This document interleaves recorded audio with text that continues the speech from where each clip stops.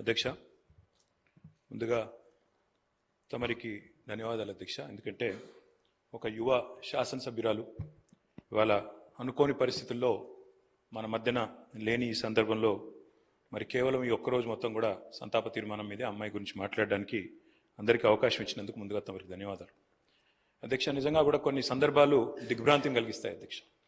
ఇవాళ జ్ఞాని సాయన్న గారు ఇప్పుడే ముఖ్యమంత్రి గారు చెప్పినట్టు ఒక సీనియర్ శాసనసభ్యుడు, 5 సార్లు గెలిచిన మంచి వ్యక్తి, మృదు స్వభావి, ఎప్పుడు ఎక్కడ ఎవరిని కలిసినా ఏ పార్టీలో ఉన్నా ఒక అజాత శత్రువుగా మంచి పేరు తెచ్చుకున్న వ్యక్తి జ్ఞాని సాయన్న గారు అధ్యక్ష.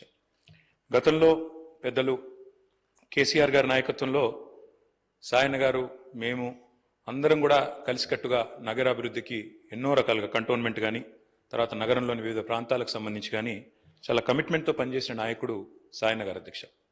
అధ్యక్ష, సాయన్న గారు అదేవిధంగా మా గౌరవ ముషీరాబాద్ శాసనసభ్యులు ముఠా గోపాల్ గారు చిరకాల స్నేహితులు అధ్యక్ష.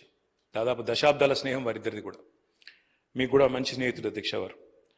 నాకు బాగా గుర్తున్న సందర్భం అధ్యక్ష, 2015వ సంవత్సరం ఆనాడు జిహెచ్ఎంసీ ఎలక్షన్స్ వచ్చినప్పుడు సాయన్న గారు కోరిన ఒకే ఒక్క కోరిక, నేను కవాడిగూడ నుండి లాస్యానందిత గారిని నేను కార్పొరేటర్గా చూడాలనుకుంటా ఉన్నాను, మా మిత్రుడు గోపాల్ గారు కూడా పూర్తిగా మద్దతుగా ఉన్నారని చెప్పి మొదటిసారి ఆ రోజు వచ్చి అడిగితే కేసీఆర్ గారు కాదనకుండా వెంటనే అమ్మాయికి ఒక మంచి భవిష్యత్తున్న నాయకురాలు, మంచి యంగ్ లీడర్గా బాగా చదువుకున్న అమ్మాయి, మంచి అవకాశం ఇవ్వాలన్న ఉద్దేశంతో ఆనాడు కవాడిగూడ నుంచి కార్పొరేటర్గా గెలిపించుకోవడం జరిగింది అధ్యక్ష.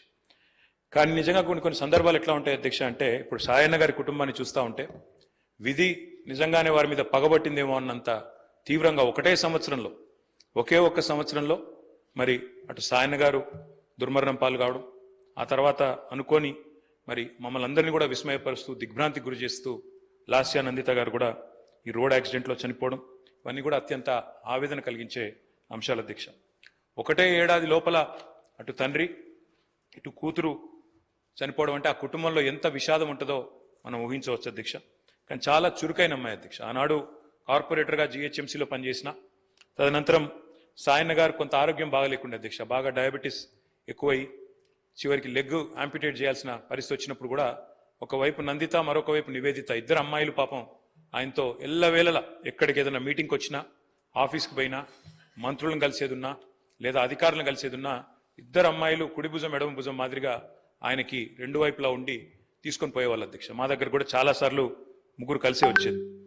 అట్లాంటి కుటుంబం సాయన్న గారు మరణించిన తర్వాత ఇదే శాసనసభలో అధ్యక్ష ఆనాడు కేసీఆర్ గారు ముఖ్యమంత్రిగా సంతాప తీర్మానం చెప్పడమే కాకుండా ఆ కుటుంబానికి అన్ని రకాలుగా అండగా ఉంటామని చెప్పి హామీ ఇచ్చిన హామీ ప్రకారమే ఆ రోజు మళ్ళీ లాస్యానందిత గారికి 2023లో జరిగిన శాసనసభ ఎన్నికల్లో మరి ఆనాడు పార్టీ నుంచి అవకాశం కూడా ఇవ్వడం జరిగింది అధ్యక్ష. ఇప్పుడే ముఖ్యమంత్రి గారు చెప్పినట్టు కంటోన్మెంట్లో సాయన్న గారు చేసిన సేవ, రాజకీయాలకు అతీతంగా కలిసి ఉండే మంచి వ్యక్తిత్వం, ఎన్నింటి వల్ల నందిత గారికి కూడా తప్పకుండా తండ్రి గారి ఆశీస్సులతో పార్టీ అండతో బ్రహ్మాండమైన మెజారిటీతో అమ్మాయి కూడా గెలిచింది అధ్యక్ష. బాధాకరం ఏమంటే సరిగా గెలిచిన కొద్ది కాలానికే మరి నల్లగొండలో మా పార్టీ సభ ఒకటి జరుగుతూ ఉంటే అక్కడికి నందిత గారు కూడా రావడం జరిగింది. ఆ రోజు కూడా రోడ్ యాక్సిడెంట్ అయింది. తన కారుకి పూర్తి స్థాయిలో ధ్వంసమై అమ్మాయి స్వల్ప గాయాలతో బయటపడ్డా కూడా మరి చాలా ఇబ్బంది పడ్డది అధ్యక్ష. చాలా మనోవేదనకు కూడా గురైంది. తదనంతరం వాళ్ళ ఇంట్లో కూడా ఒక చిన్న యాక్సిడెంట్ అయింది. వరుసగా ఏదో పగబట్టినట్టే నల్లగొండలో ప్రమాదం, తర్వాత అక్కడ లిఫ్ట్లో ప్రమాదం, ఆ తర్వాత మళ్ళీ అనుకోకుండా ఈ ఓఆర్ఆర్ మీద జరిగిన రోడ్ యాక్సిడెంట్లో అమ్మాయి మరణించడం జరిగింది అధ్యక్ష. మేము ఆ రోజు పార్టీగా మాట ఇచ్చి సాయన్న గారి కుటుంబం మా కుటుంబమే అని చెప్పి ఆనాడు సాయన్న గారి తర్వాత లాస్యానందిత గారికి పార్టీ అవకాశం ఇచ్చింది అధ్యక్ష. అమ్మాయి గెలిచింది. దురదృష్టవశాత్తు ఏడాది లోపలే అమ్మాయి మరణిస్తే తిరిగి వారి సోదరి నివేదిత గారికి మొన్న జరిగిన ఉప ఎన్నికల్లో కూడా అవకాశం ఇచ్చింది అధ్యక్ష పార్టీ నాయకత్వం, కేసీఆర్ గారు. కానీ దురదృష్టం ఉప ఎన్నికల్లో మొన్న మా పార్టీ ఓటమి పాలు కావడం జరిగింది అధ్యక్ష. నిజంగా కల్లో కూడా అనుకోలేదు.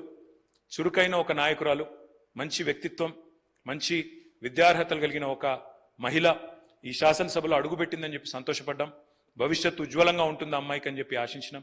కానీ ఇదే సభలో ఆమె అడుగుపెట్టిన కొద్ది కాలానికే సంతాప తీర్మానం మీద మాట్లాడాల్సి వస్తుందనే ఆవేదన మాత్రం మా సభ్యులందరికీ ఉంది అధ్యక్ష. వారందరి మనోవేదన, ముఖ్యంగా మా గోపాలన్న గురించి అయితే ఆయన ఎంత బాధపడ్డారో నేను కళ్ళారా చూసిన అధ్యక్ష. అందుకే ఇలాంటి క్లిష్ట పరిస్థితుల్లో సాయన్న గారి మరణం తర్వాత మేమందరం కూడా ఆ కుటుంబానికి అండగా నిలబడాలని పార్టీగా నిర్ణయం తీసుకున్నాం. తర్వాత నందిత గారు, తర్వాత ఇప్పుడు నివేదిత గారు, వారి కుటుంబానికి ఈ రోజు అయితే కాదు అధ్యక్ష, భవిష్యత్తులో కూడా సంపూర్ణంగా అండగా ఉంటాం. ఈ సంతాప తీర్మానాన్ని పూర్తిగా బలపరుస్తూ ఆ కుటుంబానికి మనోధైర్యం భగవంతుడు ప్రసాదించాలని, లాస్యా నందిత గారి ఆత్మకు శాంతి చేకూరాలని ప్రార్థిస్తా ఉన్నాం అధ్యక్ష.